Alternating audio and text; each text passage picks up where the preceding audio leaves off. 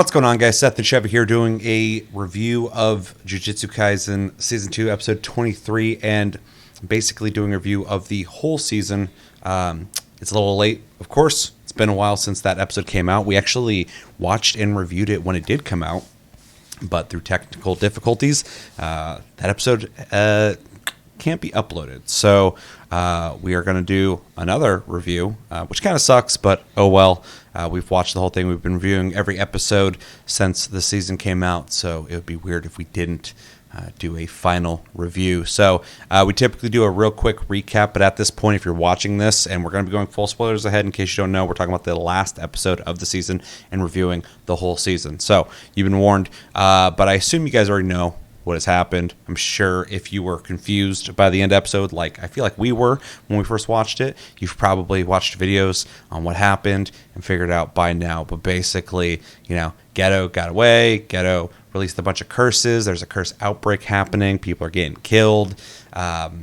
Yuki and I think her name's Yuki, the blonde chick, and Geto had a discussion about their different philosophies on the future of curse users. And how, they want things to go, basically.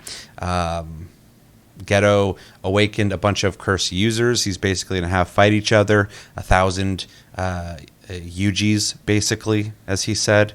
And one of them happens to be Megami's sister, who's, I think, in a coma. She is, one of those. I guess she has a symbol on her head that signifies that, so that'll be interesting. Yuta's back. Yuta's back to kill Yuji, because Yuji basically has a bounty on his head at this point. And Yuta is okay with taking him out, even though that is, Gojo's student. The guy who can't talk lost an arm, and that's one of the reasons why he says he's okay with doing this, because obviously he cares for him. Kind of a complicated situation there. And basically Gojo, Yuji, Geto, the principal, are outlaws at this point. There's basically I almost say bounties out for them, but not really. Like they're meant to be tried for presupposed crimes. And the episode ends with Yuji basically wandering around on the run, fighting curses and claps. And I don't know the significance of that. And I don't want to look into that because I don't know if that means anything. I don't want anybody spoiling shit. My Instagram, my Twitter, and my TikTok recently have decided I'm an anime fan, and it keeps trying to show me manga shit. And I'm like, I haven't read the manga, and I'm not going to read the manga. So stop showing me that stuff because I don't want spoilers. Please no spoilers. Also, if you are one of the manga readers out there, as we have been watching this, it's been full surprises. It's been a lot more fun that way. So thank you for respecting that. So we watched this episode a little bit ago, and what'd you think of it? It's going to be a little rusty, obviously, because it's been a little bit at this point. But overall, the episode was kind of okay for me. Just because I think the way in which they wrote the dialogue for this episode was unnecessarily, I don't want to necessarily say complicated, but It was a lot to digest. Yeah, it was packed. I just don't think the information was conveyed very well. Yeah. When they were doing it, which with a mix between the amount of info they're giving us and also the information they are teasing without telling us. So we have to differentiate between the amount of info they're giving us and the amount of things that they're not wanting us to understand. Well, even in just the way, for example, Geto speaks in that episode where he just says a lot, but he's only saying so much. I don't know. I feel like, they wrote him to make him sound a certain way, and it just ended up becoming a little obnoxious. But, overall the episode was fine, and it was good setup for where the story's going and whatnot. But that's about all it was. So yeah, and it's hard for me to be super excited about it because it's probably gonna be 2 years until we revisit this at this point. So I think I heard 2025. Yeah, probably. It's next season. But a lot of the stuff that I thought was going to happen didn't, which is a good surprise. Yeah, for sure. This show's been really good about that. Usually it's really hard to surprise in storytelling these days because, everything's been done basically. And they did a good job in that regard for sure. Especially in Western media, Yeah. everything's so predictable because there's like tropes that people just really fucking hammer on so much for like years now that like, a character shows up or story arc starts and you basically know where it's going to go.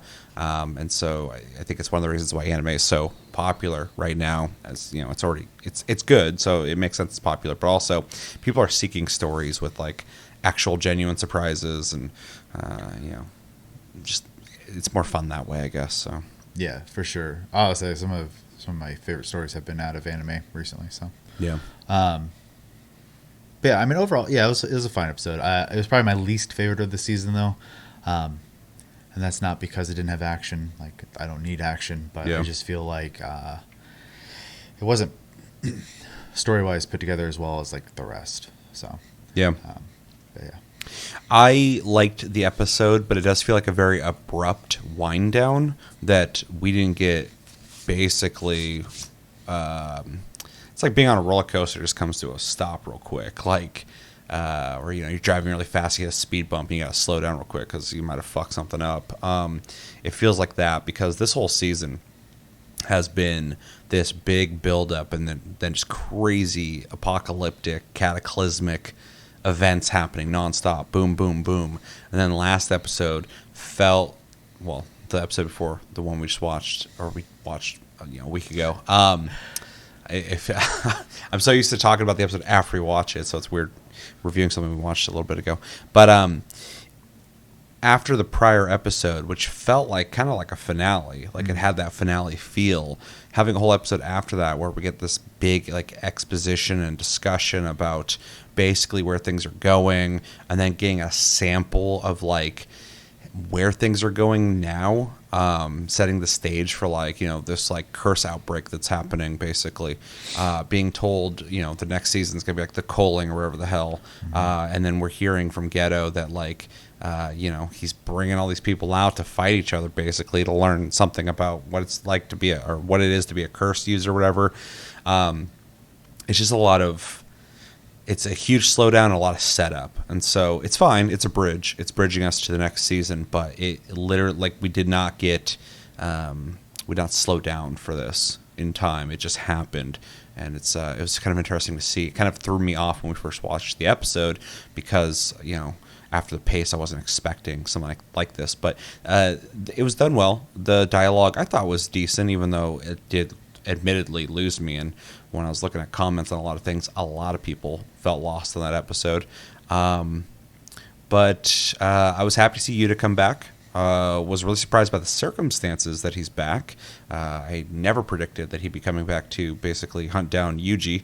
But that's a surprise that you were kind of talking about. So I'm, this whole season, it's been hard for me to predict where things are going. So, which is awesome.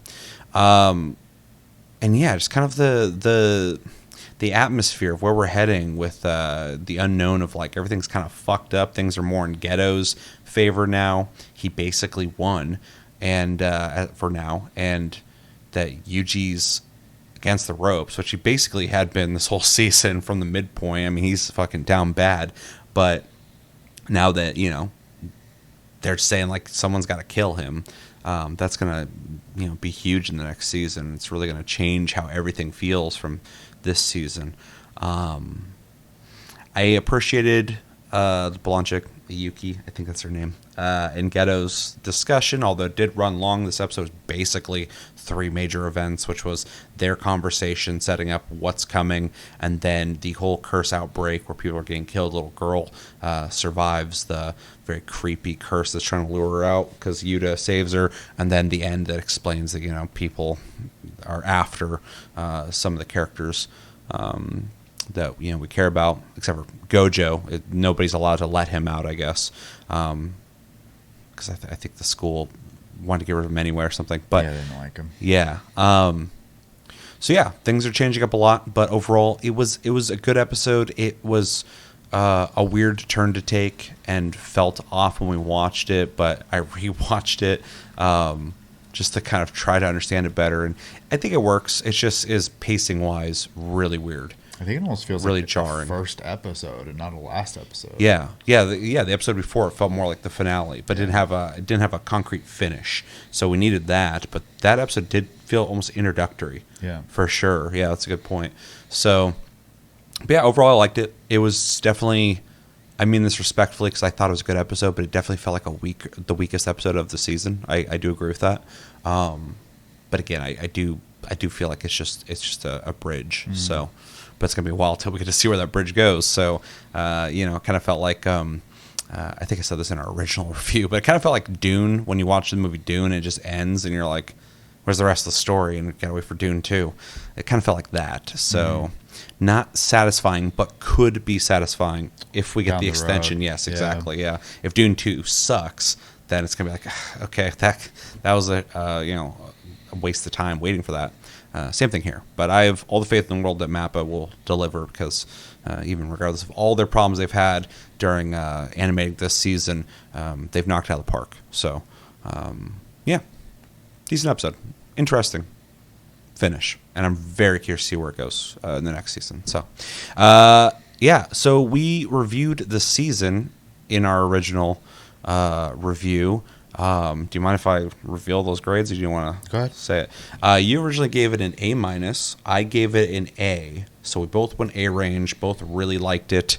I will just say now that I think, as a dude who's kind of getting back into anime, I used to be really into it. I fell out of it for a while there, and now I'm watching much more than I was before, modern anime, and trying to catch up on like Attack on Titan. I am watching this right now.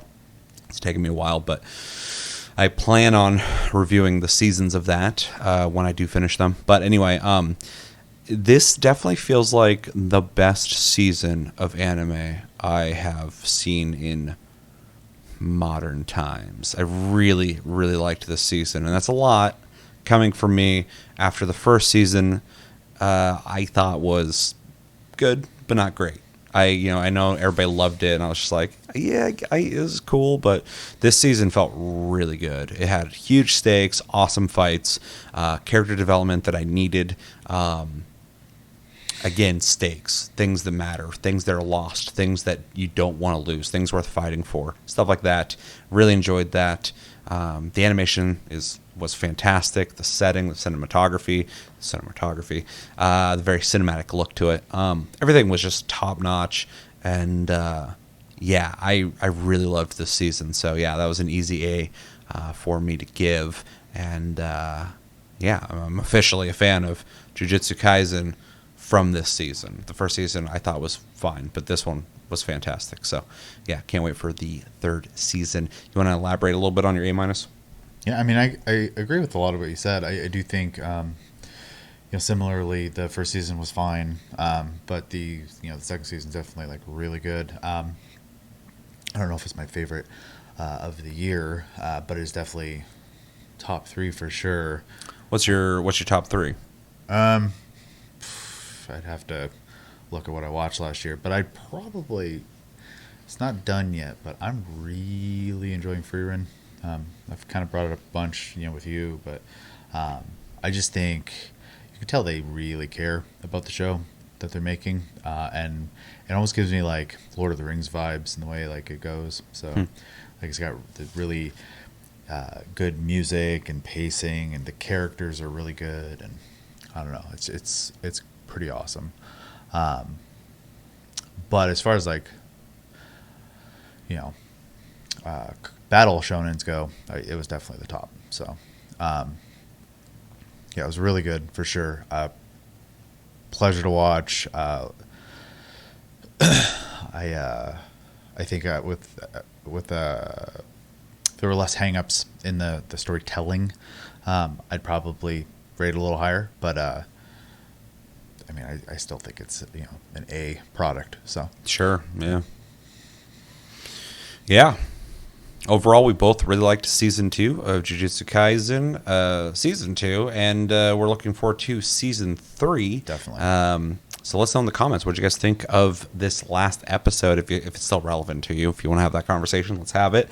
And what do you think of the season? Are you a big fan of the first season? Was this one better, worse, about the same?